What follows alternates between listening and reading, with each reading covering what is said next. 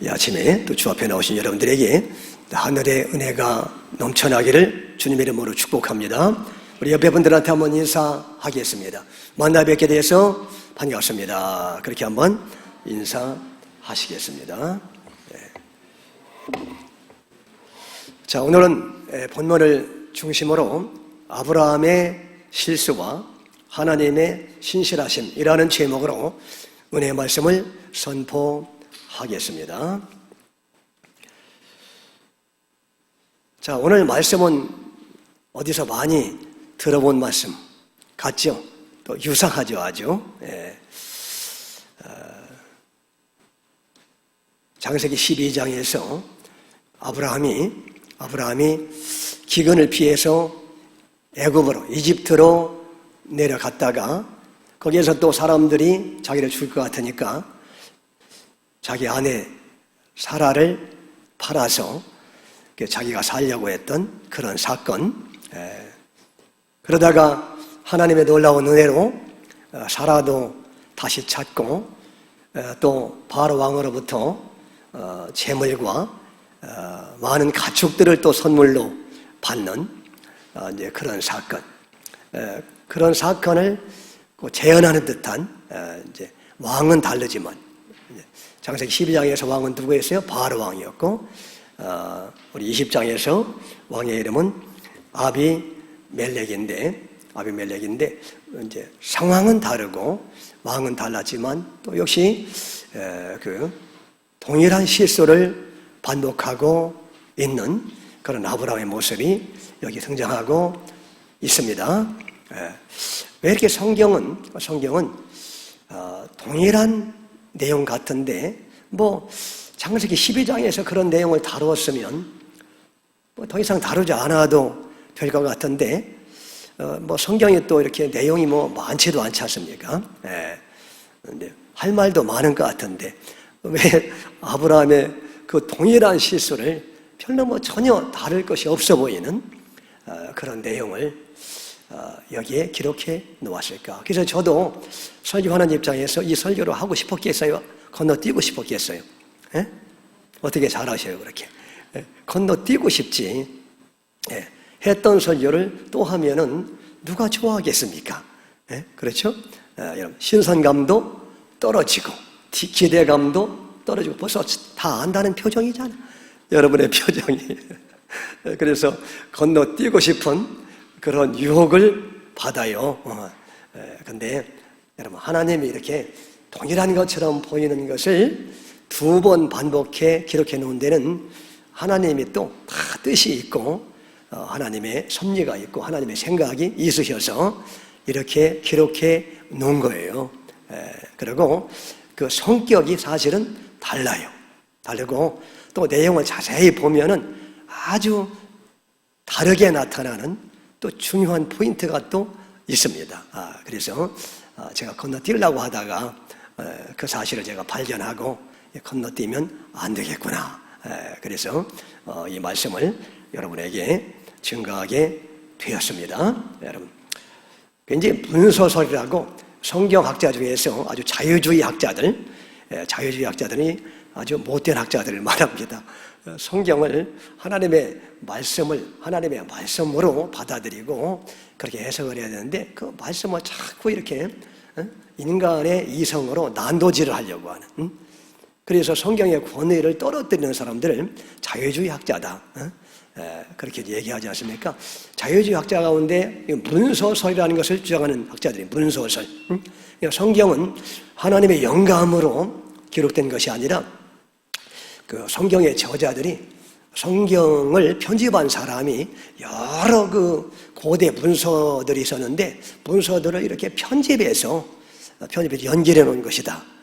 이제 그렇게 얘기해요. 그래서 그 중에 오류도 많이 있고 또 실수도 들어가 있고 그렇다. 그래서 이제 대표적으로 오늘 이 말씀이 그 오류다. 이게 똑같은 사건을 잘못 편집해가지고 이게 두 번 들어간 거다.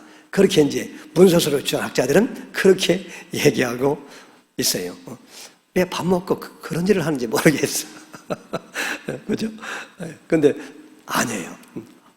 두 번 기록하게 하시는 하나님의 그 의도를 전혀 그들이 파악하지 못하기 때문에 그렇고, 또 자세히 보면은 아주 또 다른 내용이 이 안에 숨겨져 있습니다. 그래서 여러분, 그러니까 이제 여러분, 창세기 12장에서 아브라함이 아내 사라를 팔았을 때 자기가 살겠다고 팔은 거 아니에요, 왕에게. 그래서 팔은 대가로 또 어마어마한 부자가 되기도 하고. 그래서 이제 제가 천국에 가면 한번 물어보고 싶어요. 그 부인 팔아가지고 재산 얻었을 때 기분이 어땠느냐고 한번 여쭤보고 싶은 그런 마음이 있습니다. 그 이제 창세기 12장에서는 그렇게 이제 애굽에서 부인을 팔았는데 왜 이제 그런 사건을 하나님이 허락해 주셨느냐? 이제 창세기 12장은 사실 아브라함이 믿음이 이제 약할 때, 소위 말해서 이제 그 초신자 때에 일어났던 사건이 창세기 12장에서 애굽에서 경험한 그런 사건이었습니다. 그래서 이제 아브라함이 그 가나안 땅을 떠나서 애굽으로 도피했다가 위기를 당한 사건이라든지, 거기서 또 너무 두려워서 하나님을 믿지 못하고 부인을 팔았다가 거의 큰일 날 뻔했잖아요. 그러다가 또 하나님의 개입으로 그 위기를 또 모면하잖아요. 이런 사건을 통해서 이제 하나님은 뭘 아브라함에게 가르쳐 주기를 원했느냐 하면은, 하나님이 어떤 분인지를 아브라함이 더 깊이 알기를 원했다는 거예요. 그게 창세기 12장에 나오는 그 아내를 파는 사건을 허용하신 하나님의 뜻이었습니다. 그러니까 이제 신앙의 초창기니까 그때는 하나님이 어떤 분인지 잘 모르잖아요. 그죠? 그러니까 하나님이 어떤 분이신지를 좀 더 깊이 알게 하시려는 그 하나님의 섭리였습니다. 그 실수를 통해서 하나님은 은혜로운 분이시다. 우리의 실수에도 불구하고 앞으로 장차 오실 어린 양 예수님의 그 십자가의 공로를 적용해서 우리가 그렇게 실패해도 하나님은 저주하지 않고 심판하지 않고 죽이지 아니하시고 오히려 우리에게 복을 주시면서 실수했는데도 여전히 사랑하시고 용서하시고 복을 주시면서, 그러면서 하나님의 놀라운 은혜를 깨달으면서 내가 변화되어 만들어주시는 그 하나님의 그 역사와 인도하심, 그 하나님이 어떤 하나님인지, 하나님은 참으로 그런 의미에서 은혜로운 하나님이다. 이제 그건 이제 깨닫게 하시는 거죠. 그리고 어떤 어려움이 다가와도 그 하나님이 뜻하는 그 자리에 있지 않고 어렵다고 홀딱 그 자리를 떠나버리면 그게 유익이 될 것 같아도 절대로 유익이 아니다. 하나님이 있으라고 하는 그 자리에 있어야지. 하나님이 섬기라고 하는 교회에 있어야지. 내 마음이 안 든다고 홀딱 떠나버리면 좋을 것 같은데 훨씬 더 큰 위험과 고난이 기다리고 있다 하는 것을 이제 또 깨닫게 하시는 거예요. 그죠? 그러니까 전능하신 하나님을 의지하고 하나님이시라고 하는 그 자리에 있는 것이 가장 안전한 길이고 가장 복된 길이구나. 거기 떠났다가는 반은 죽는구나 하는 것을 또 깨닫게 하시는 것이죠. 아시죠? 그래서 하나님의 전능하심과 하나님의 은혜로우심, 이걸 이제 알게 하려고, 그냥 하나님을 잘 모르는 아브라함이기 때문에 하나님을 깊이 알으라고 허용하신 사건이 창세기 10에 나오는 애굽에서의 그 부인을 팔아먹은 사건이었어요. 그런데 그로부터 이제 한참 지났잖아요. 한참 지나서 이제 창세기 20장 여기에 나오는 이 사건은 그럼 어떤 의미가 있느냐? 그러니까 여러분, 그 창세기 12장에서 일어났던 사건 이후에 한 25년 정도 지금 지나서 오늘 말씀에 기록된 사건이 지금 펼쳐지고 이런 겁니다. 한참 지났어요. 그러면 이렇게 한 25년이 지났으면 여러분 생각에 어떠해야 돼요? 아브라함의 믿음이 정말 굉장히 자라나야 되고 굉장히 성숙해야 되고, 그렇잖아요? 적어도 25년 전에 저질렀던 그런 실수는 하지 말아야 되잖아요. 그렇잖아요? 그런데 오늘 말씀해 보니까 25년 전에 초창기에 저질렀던 신앙의 초기 단계에서 저질렀던 초신 때 저질렀던 그 실수를 동일하게 지금 되풀이하고 있는 겁니다. 그러니까 여러분, 그래서 하나님이 이 사건을 오늘 창세기 20장에 허락하신 이유는 뭐냐 하면 이거는 이제 아브라함의 정체성을 확인시켜 주시는 그런 사건이다. 그렇게 말할 수가 있다는 겁니다.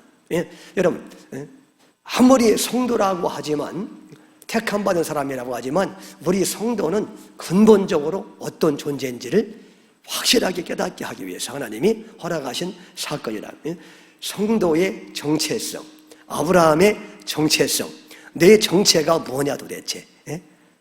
너는 이렇게 사실은 25년이 지나서도 여전히 하나님 앞에서는 이렇게 가망 없는 죄인이고 불가능한 존재이고 여전히 죄인의 계속이고 그런 존재임을 분명히 알라는 거예요. 알라는 거예요. 그래서 이런 사건을 또다시 기록해놓고 있는 겁니다. 그러니까 성격이 다르죠. 그렇죠? 20년 전의 사건은 하나님이 어떤 분이신지를 알려주려고 거기에 방점이 있었다면 오늘 이 사건은 아브라함이라는 우리 인간의 정체성이 어떠한지를 더 깊이 깨닫게 하려고, 그렇죠? 이렇게 우리는 불가능한 존재이고 변화가 힘든 존재이고 정말 우리는 그렇게 하나님 앞에 형편없는 존재임을 언제나 인식하라고 하는 그런 의미에서 이 사건이 주어져 있다고 하는 겁니다. 여러분. 그러니까 우리가 이제 20장 바로 전이 몇 장이에요? 19장이잖아요. 19장까지 내용을 보면은 아브라함이 꽤 괜찮은 사람으로 그렇게 나오지 않습니까? 그죠? 조카 앞에서 말이죠. 내가 좋아하면 나는 우하고, 내가 우하면 나는 좋아하리라. 부동산을 앞에 놓고 말이죠. 내가 먼저 좋은 땅을 차지해라. 그러면 나는 나머지를 차지하겠다. 이렇게 말한 아브라함의 모습을 보면서 야, 아브라함 역시 아브라함이구나. 그런 생각 우리가 하잖아요. 그렇게 홀딱 또 좋은 땅을 차지했던 조카 롯이 나중에 그 잘못돼가지고 포로로 잡혀갔다는 얘기를 듣고 아브라함이 당장에 가신 집안에 있는 하인들 318명을 데리고 4개국 연합군에게 도전해서 말이죠. 결국 승리해서 조카 롯을 찾아오는 그런 장면을 통해서 역시 아브라함은 믿음의 조상답구나. 그런 생각을 할 수가 있지 않습니까? 또 이제 뭐 생전 처음 보는 나그네가 왔을 때 기다렸다는 듯이 쫓아나가가지고 나그네를 대접하고 그것도 말이죠. 살찐 송아지를 잡아가지고 그렇게 대접하는 그런 모습을 보면서 야, 역시 아브라함은 아브라함답다. 역시 믿음의 조상답다. 뭔가 뛰어나니까 그런 면이 있으니까 하나님이 믿음의 조상이라고 그렇게 말씀하셨지. 그렇게 생각할 수 있는 여지가 충분히 있었습니다. 근데 여러분 그런 우리의 또 생각이 이제 20장에서 산산조각이 나게 아브라함이 이렇게 또 믿음이 없는 사람이었구나.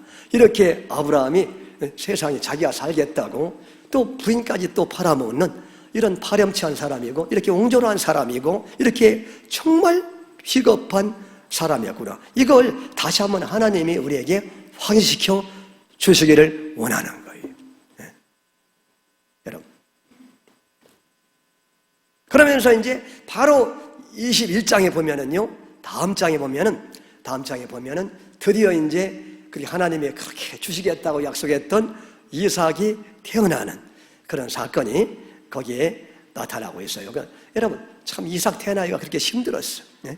맨날 태어난다 하다가 결국은 여러분 이제 다음 장에서 여러분 드디어 이제 태어나게 되는 겁니다. 그러니까 여러분 하나님이 약속하신 그 약속의 자녀가 태어나는 거예요. 결국 뭘 얘기하는 거예요? 이제 다음 장에서 약속의 자녀를 받는데 아브라함이 약속의 자녀를 받을 만한 그 하나님의 약속을 받을 만한 자격이 있어서 받은 줄 아느냐? 아니라는 거예요. 그걸 얘기하고 싶은 거예요. 하나님은 오늘 19장에서 20장에서 아시겠죠? 이삭이 태어나는 장이 몇 장이라고요? 21장. 바로 전에 아브라함이 죽쓰는 얘기를 하나님이 기록해 놓으신 이유는 하나님의 엄청난 약속을 드디어 받게 되는데, 그 약속을 받는 아브라함이 그의 실력 때문에 받는 것이 아니고, 그의 경건함 때문에 받는 것이 아니고, 그의 잘남 때문에 받는 것이 아니고, 그의 공로 때문에 그 약속을 받은 것이 아니다. 이렇게 아브라함은 여전히 모자라고 부족하고 전혀 자격이 없다. 그런데 그 약속의 자녀를 받는 이유가 뭐겠느냐? 그러니까 이건 전적으로 예수님의 은혜이다. 예수님의 은혜이다. 예수님의 은혜가 아니면은, 보혈의 피가 아니면은 아브라함은 이런 놀라운 은혜를 받을 만한 자격이 전혀 없고, 전적으로 그것은 어린 양이신 예수님, 그 이삭이 상징하는, 그 약속의 자녀인 이삭이 상징하는 바로 진정한 이삭이신 예수님의 공로와 예수님의 은혜임을 기억하라 하는 의미에서 오늘 이렇게 창세기 20장이 등장하고 있는 거예요. 근데 여러분, 이거 빼놨으면 어떻게 할 뻔했어요? 네?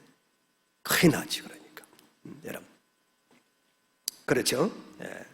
그래서 이제 그걸 우리가 염두에 두고서 이런 이제 그림을 염두에 두고 조금 구체적으로 들어가도록 하겠습니다. 여러분, 성경이 재미나죠? 성경이 재미나요. 1절 한번 읽어 보겠습니다. 1절 시작. 아브라함이 거기서 네게부 땅으로 옮겨가 가데스와 술 사이 그랄에 거주하며. 여기 아브라함이 거기서, 거기는 이제 약속의 땅 아닙니까?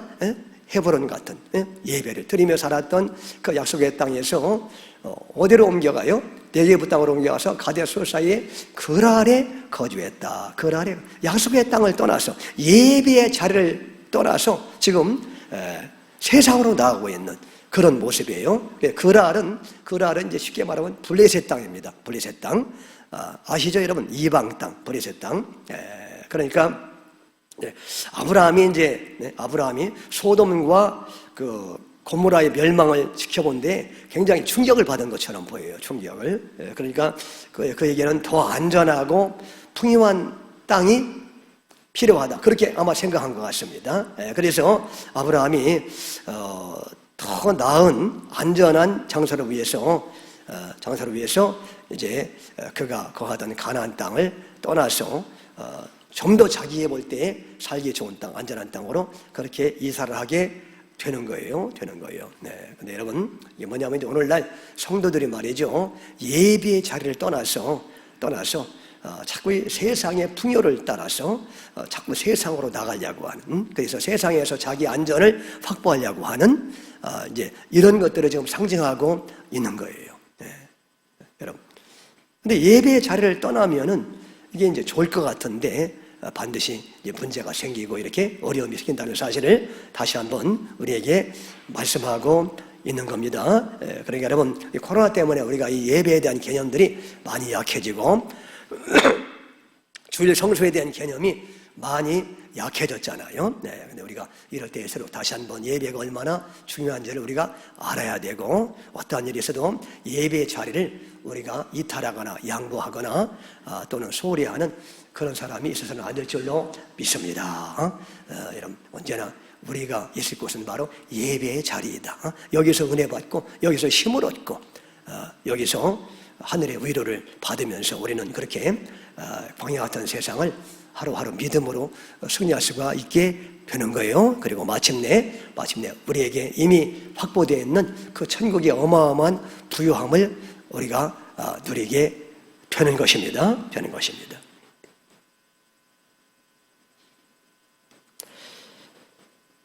그 다음에 이제 그 다음 절 보도록 하겠습니다.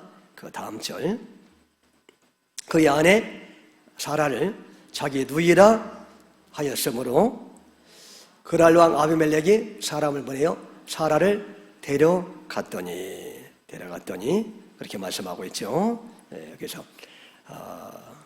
이렇게 이제 또다시 25년 전에 저질렀던 그런 실수를 되풀이하는 그런 모습을 볼 수가 있어요. 그러니까 이 성도는 말이죠, 이렇게 실패와 실수가 한두 번으로 끝나는 것이 아니라는 것을 얘기하고 있는 거예요.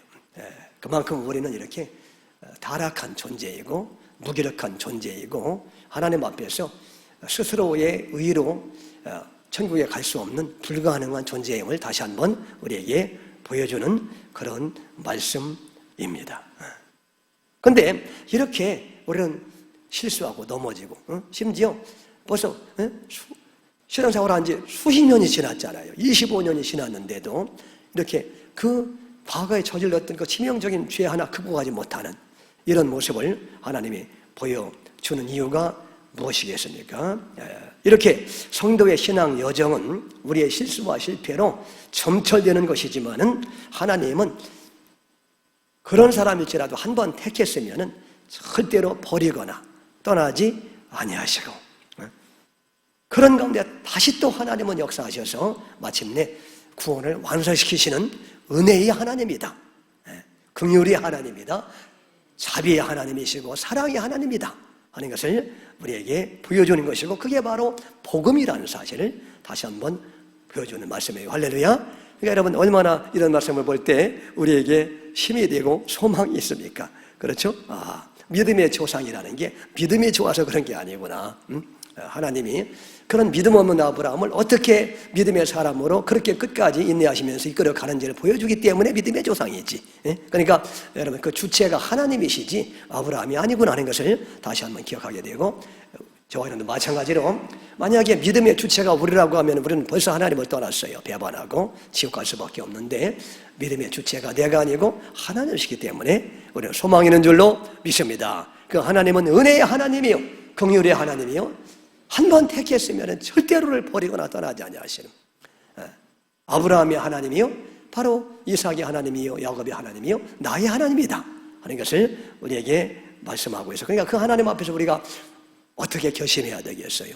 그 하나님의 은혜에 우리가 보답하는 삶을 살고 다시는 그런 시설을 하지 않도록 우리가 다시 한번 자신을 돌아보는 그리고 정말 그 하나님의 은혜에 너무 감사하니까 늘 보답하는 그런 삶을 사는 것으로 열매로 나타나야 되지 않겠느냐 그런 말씀이죠. 3절 말씀 또 3절 그 밤에 하나님이 아비멜렉에게 현몽하시고 그에게 이르시되 내가 데려간 이 여인으로 말미암아 내가 죽으리니 그는 남편이 있는 여자임이라 그랬어요. 그래서 이제 그 또 자기가 살겠다고 이제 자기 부인 사례가 또 그때도 예뻤던 모양이야. 나이가 90이 됐는데 아니 25년 전에 예뻤다는 건 이해가 되는데 나이가 90이 됐는데 왜냐하면 하나님이 아브라함과 사라를 다시 이렇게 회춘하게 하셨잖아요. 회춘하게. 그러니까 100살 된 노인이 애를 낳는 거고 90살 된 사라가 임신해서 회춘을 시켜버린 거야. 그러니까 여러분 사라가 다시 또 늙지 않고 예뻐진 거예요. 그러니까 아니 세상에 그 당시에 왕이 처녀가 없어가지고 90살 난 노인을 데려오겠습니까? 얼마나 아름다웠으면은 그렇게 그러니까 회춘한 거야. 그러니까 하나님의 역사로 말이죠. 그래서 마누라 뺏어가고 자기를 죽일 것 같으니까 자기 누이라고 또 아브라함이 속인 거예요. 그래서 이제 아비멜렉이 누이라고 하니까 안심하고 자기 아내로 그 당시에 왕은 말이죠. 왕은 남의 유부녀가 아니면은 얼마든지 왕비로 취할 수가 있었지 않습니까? 그러니까 정당하게 아비멜렉은 그렇게 한 겁니다. 그런데 이제 그렇게 이제 사라를 취해가지고 이제 동침을 하려고 했는데 그날 밤에 하나님이 나타나신 거예요. 하나님이 그래서 아비멜렉 왕에 나타나가지고 그 여인을 사라를 가까이 하지 말라 그렇게 이제 말씀을 하셨죠. 그러면서 자 거기 잘 보세요. 그 3절 말씀. 그 밤에 하나님이 아비멜렉에게 현몽하시고 그에게 이르시되 내가 데려간 여인으로 말미암아 내가 죽으리니 그는 남편이 있는 여자임이라 그랬죠.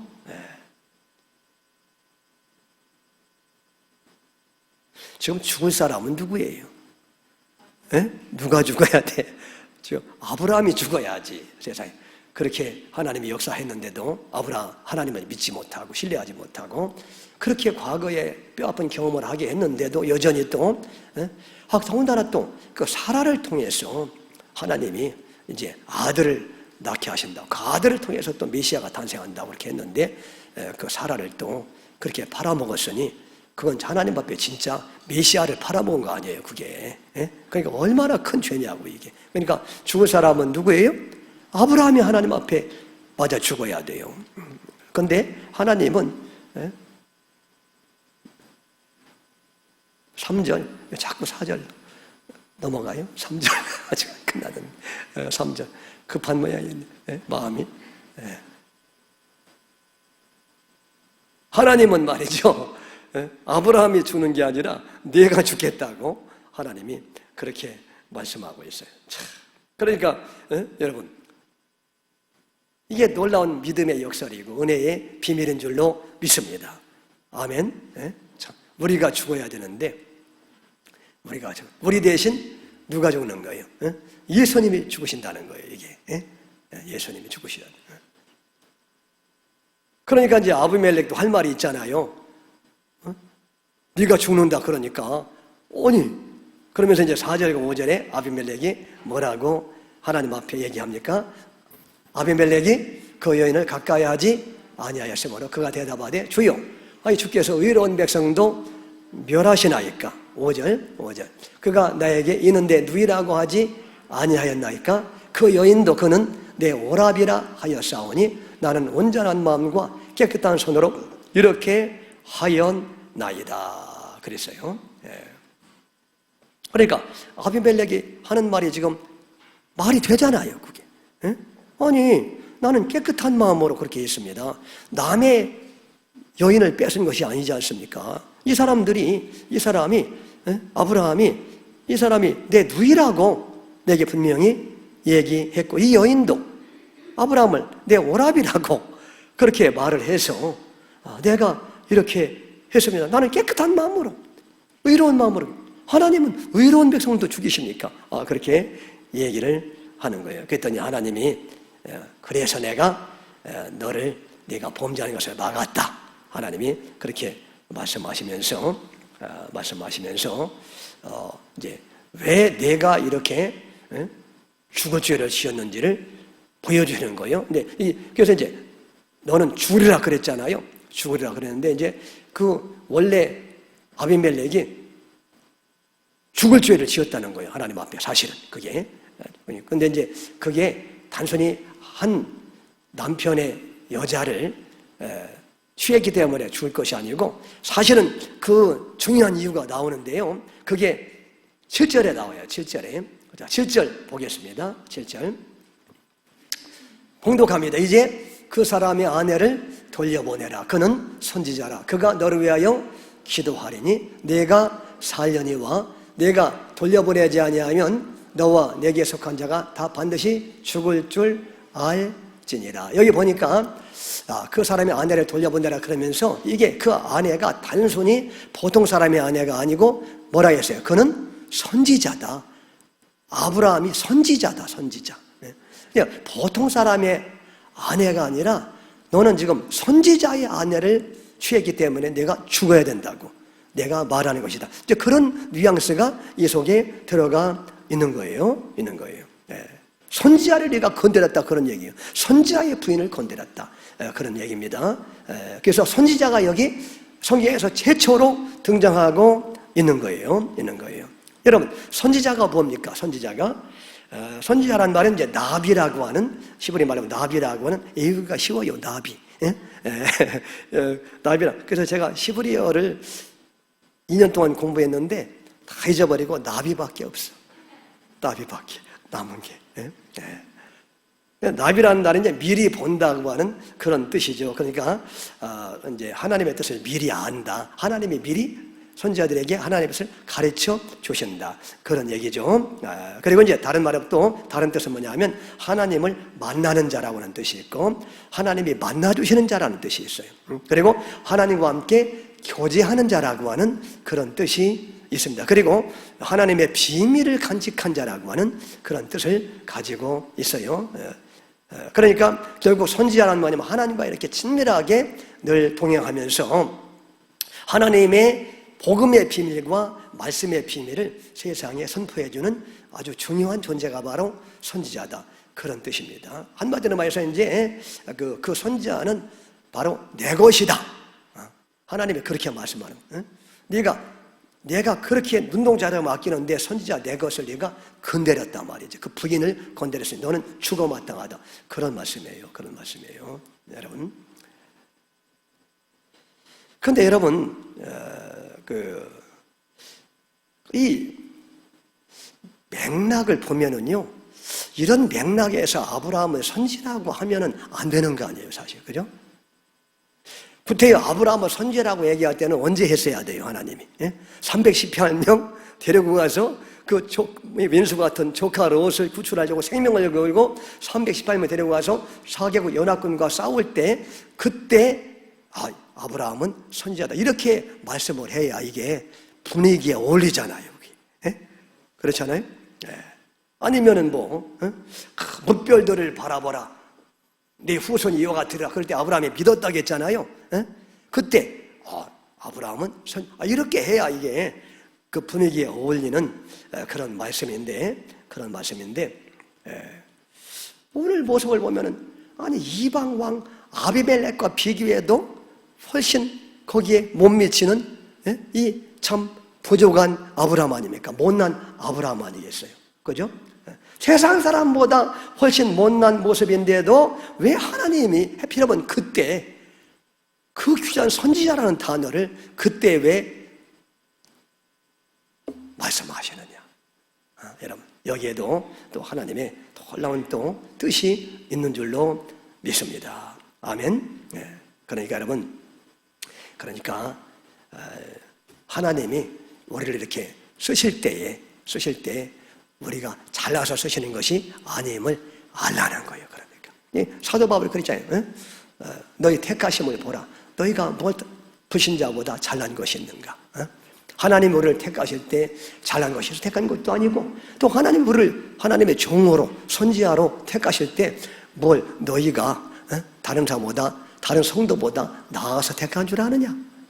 그렇지 않다는 사실을 지금 다시 한번 하나님이 보여주기를 원하시는 거예요. 그죠? 그러니까 여러분, 이렇게 죽을 쓰고 있는 아브라함에게 세상 왕보다도 불신자보다도 못하고 오죽지 않은 아브라함을 향해서 지금 그는 선지자다. 불신자 앞에서 그렇게 하나님이 말씀하시는 게 이게 어떤 의미가 있는 거냐고요, 도대체. 그죠? 그러니까 여러분, 은혜라는 것은 말이죠, 가장 어두운 순간에 가장 빛나는 것이 바로 하나님의 은혜이고 하나님의 사랑임을 다시 한번 보여주는 줄로 믿습니다. 그렇죠, 여러분? 가장 부끄러운 순간. 그래서 내가 그 부끄러운 내 죄를 주목하면서 괴로워하고 있을 때, 그때 하나님은 여전히 우리를 말이죠, 격려해 주시고 우리를 또 높여주시고 우리를 사용하시는 그런 분이심을. 그러니까 여러분, 우리가 부르심을 받아 성도가 된 것도 내 공로가 아니라 전적으로 하나님의 은혜이고, 그리고 내가 이렇게 목회자가 돼서 제가 여러분 앞에 이렇게 매주마다 서가지고요 이렇게 뭘 또 여러분에게 가르쳐 주잖아요. 지금 이게 제가 여러분보다 잘나서 그런 것이 전혀 아니라는 거예요. 전혀 아니라는, 전적으로 예수님의 은혜인 것을 알으라고 그렇게 말씀하는. 여러분들의 교회에서 무슨 장로가 되고 안수집사 되고 그리고 권사가 되고 개발원장이 되고 무슨 교구장이 되는 게 그게 다른 사람보다 여러분이 더 나아서 그렇다고 생각하지 말라는 거예요. 그냥 하나님의 은혜다. 그게 하나님의 은혜다. 여러분들을 더 훈련하고 연달하고 세우려고 하는, 억지로라도 그렇게 봉사해서 이렇게 믿음의 사람으로 키워가려고 하는 하나님의 그 사랑의 마음임을 언제나 기억하라. 그런 뜻이죠, 그게. 그죠? 그러니까 하나님의 은혜는 가장 어두울 때 밝게 빛나는 거예요. 그러니까. 아멘. 그 말씀을 하기를 원하시는 거예요. 그 다음에 이제 6절 보세요. 6절.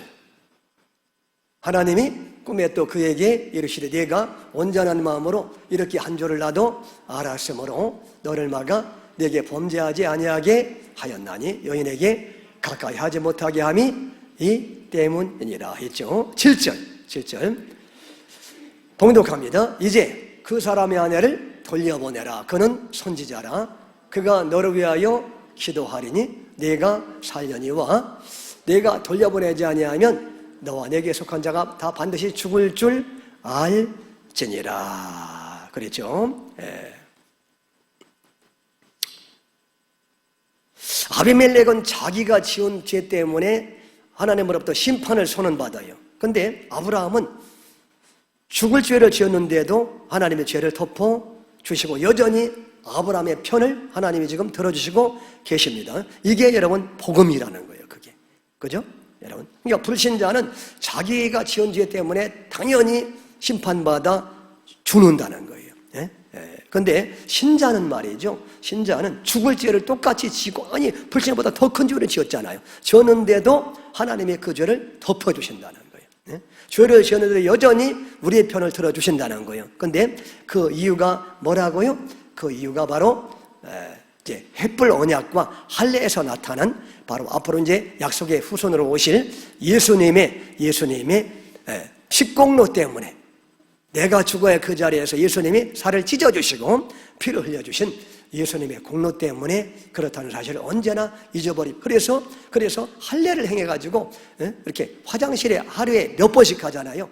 갈 때마다 그 할례의 흔적을 보면서 내가 이렇게 죽을 쏘는데도 복을 받으며 여전히 하나님의 내 편이 되어주시는 것이 바로 앞으로 이렇게 살을 찢어주실 예수님의 공로 때문에 그런구나 하는 것을 언제나 확인하라고 그렇게 우리에게 말씀하고 있는 겁니다. 그래서 여전히 아브라함의 편이잖아요. 그러면서 또 선지자라고 또 하나님이 또 아비멜렉 앞에서 또 지켜주잖아. 그러니까 아비멜렉의 속으로 얼마나 웃겼겠어요. 그러면서도 이제 하나님은 참 편애하시는 분이구나. 그래요, 맞아요. 하나님은 진짜 편애하시는 분이셔요. 진짜로. 근데 왜 편애하시느냐? 예수님 때문에 그런 거예요. 예수님 때문에 여러분들을 사랑하시는 거예요. 예수님이 여러분들이 죽을 죄를 대신 짊어지시고 대신 심판받아 저주받아 죽으셨기 때문에 그래서 우리가 죄를 지어서도 우리를 죽이지 아니하시고 예수가 대신 죽어졌기 때문에 우리를 여전히 사랑하시는 거예요. 그게 하나님의 놀라운 희생적인 사랑이다. 그렇게 말씀하고 있는 겁니다. 근데 이제 그래서 지금 이제 하나님의 말이죠. 아비멜렉을 죽이기 전에 먼저 이제 아비멜렉 온 왕궁에 심판을 했는데 하나님이 어떤 심판했는지 하면 태를 다 닫아버렸어요. 태를.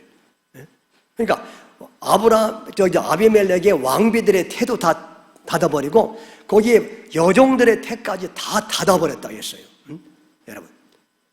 그러니까 여러분 다 씨가 말리게 한 거예요. 하나님이 무서운 심판이 이미 임한 거예요. 이제 임한 거예요.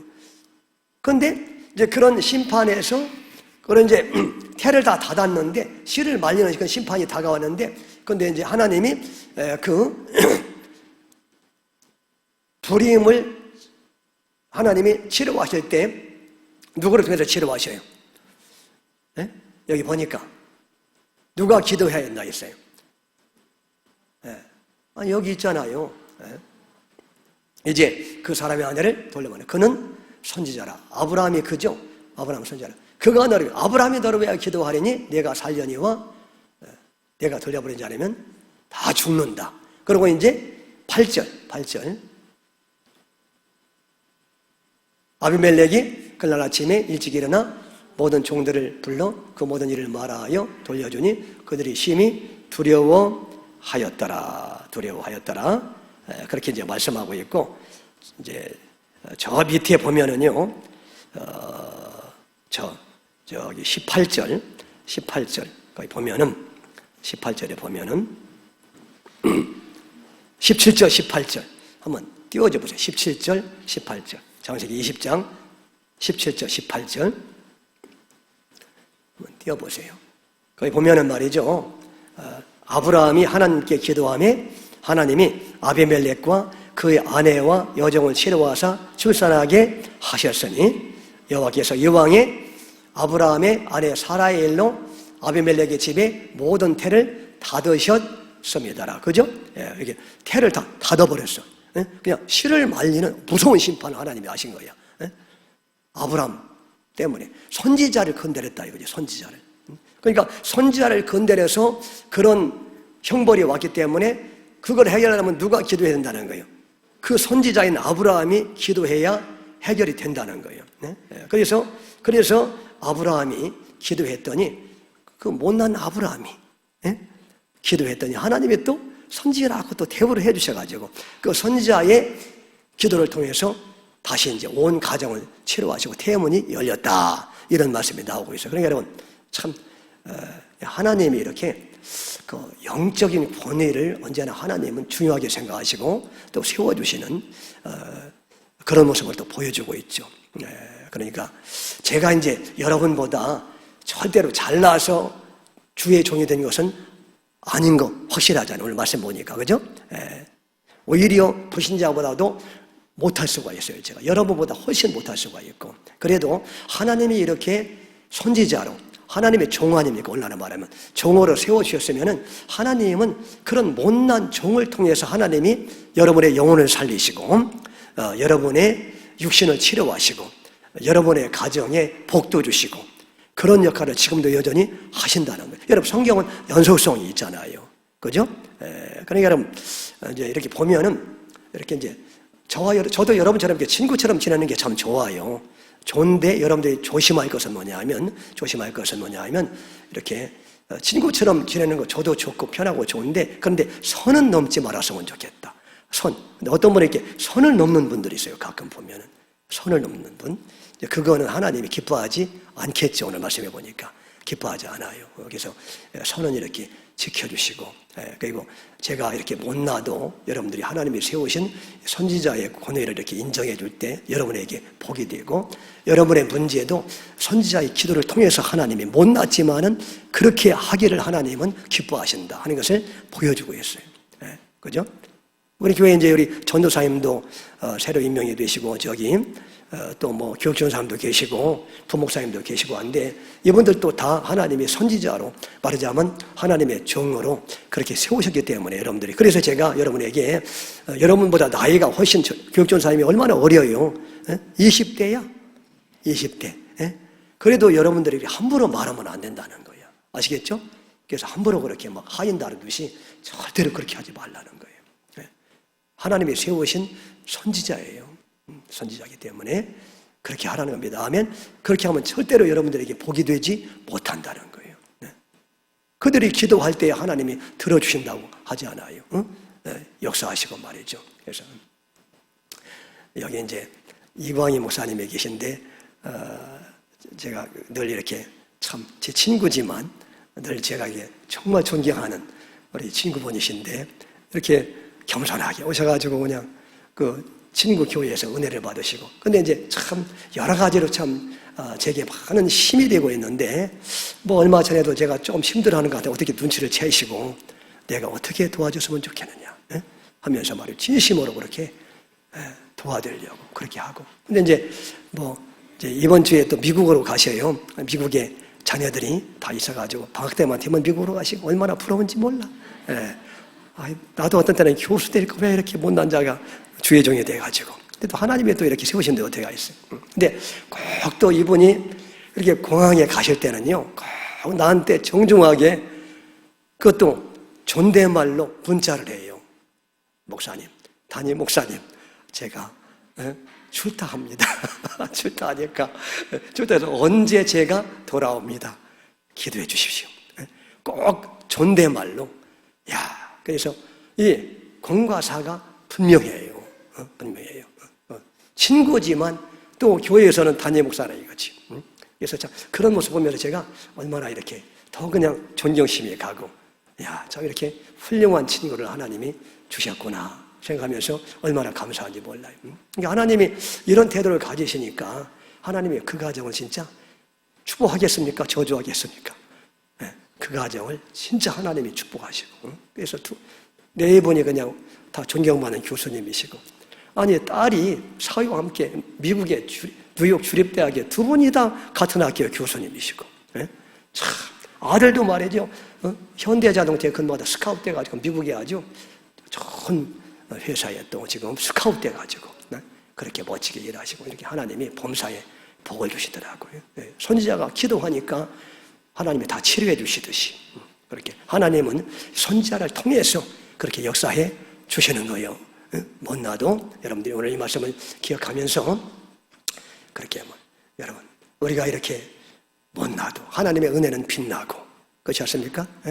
우리가 이렇게 불신자도 못해도 예수님 때문에 하나님은 여전히 나를 사랑해 주시고 그렇게 하시고 또 하나님은 이렇게 우리가 못나도 하나님이 귀하게 또 쓰시기를 원하시고 여전히 내 편이 되어주시고 그리고 또 선지자를 하나님의 세우신 선지자를 통해서 못나도 또 영적인 질서를 세우시고 그렇게 선지자를 통해서 또 은혜와 복을 주시는 그런 이제 여러분들이 귀한 진리를 깨달았으니 그렇게 여러분들이 감사함으로 주님을 섬기시고 이렇게 주님이 여러분들에게 못나도 아브라함을 이렇게 사랑하시고 언제나 아브라함의 편이 되어주잖아요. 그러니까 얼마나 감사해요. 그러니까 이런 은혜를 깨달았으면은 그런 실수를 더 이상 되풀이하지 말라는 하나님의 뜻이고 그리고 또 이런 은혜를 우리가 받으며 사니까 이제는 주님을 위해서 주님의 몸된 교회를 위해서 교회가 예수님의 몸이라고 하니까 이렇게 나를 사랑하시니까 교회를 위해서 우리가 정말 헌신해야 되지 않겠느냐 그런 말씀인 줄로 믿습니다. 그래서 말이죠. 이제 오늘 이제 광고 시간에 말씀드리겠지만 이제 이렇게 우리 교회 어제 이제 교육자들과 함께 뽑아보니까 이렇게 잘게 할 수 있는 일들이 한 20가지가 되더라고요. 그래서 거기다 이제 여러분들이 이렇게 올 한 해 동안 1년 동안 그걸 제가 담당하겠습니다. 그렇게 이제 헌신하는 그런 표를 뒤에다가 붙여놓을 테니까 여러분들이 꼭 그렇게 거기다가 주님의 은혜를 이렇게 매일마다 우리가 느끼며 살고 있는데 우리가 보답을 해야 될 거 아니에요. 하나님 앞에. 그래서 하나님이 여러분의 은혜를 주실 줄로 믿습니다. 은혜를 주신 것은 이렇게 주님의 교회에서 봉사하라고 하나님이 은혜를 주신다고 했으니까 그렇게 자원하는 마음으로 기쁜 마음으로 그렇게 거기다가 여러분의 이름을 쓰셔가지고 한 해 동안 이렇게 열심히 봉사해서 다 짐을 나누어서 그렇게 해서 하나님의 교회를 든든하게 세우시고 여러분에게 또 하나님이 주시는 복이 임하는 그 은혜가 있으시길 주 이름으로 축원합니다. 기도하겠습니다. 오늘 말씀 기억하면서 우리 찬양 뜨겁게 한번 하고 기도하겠습니다. 290장